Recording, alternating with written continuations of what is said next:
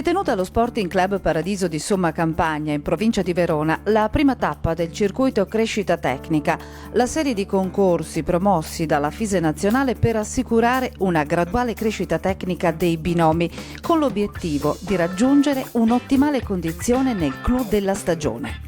Buona la partecipazione dei cavalieri, che si sono alternati nella 3 giorni di fine gennaio nelle 36 categorie in gara. Momento culminante della tappa è stato il Gran Premio a 2 manche, che ha visto prevalere con un doppio percorso netto Alberto Coppari su Gelona. Al secondo posto Giampiero Garofalo, che montava Jacquard, mentre al terzo posto si è classificato Roberto Prandi su Canturano II.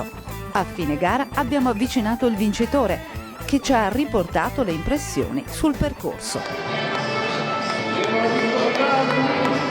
Il percorso era comunque tecnicamente difficile, impegnativo perché siamo soprattutto a inizio stagione.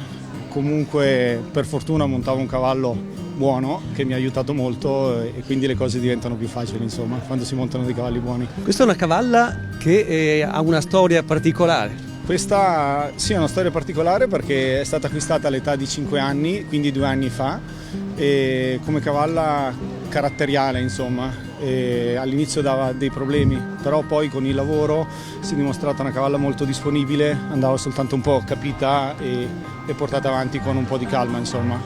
Obiettivi per questa stagione che si apre?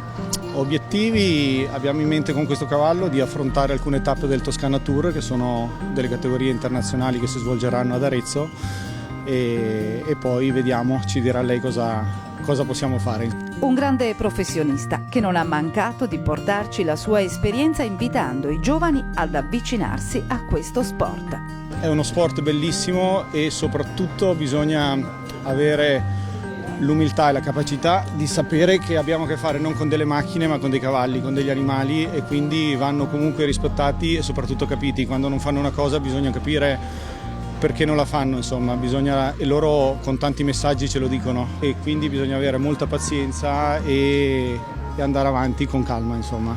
Pazienza soprattutto, pazienza e rispetto verso l'animale.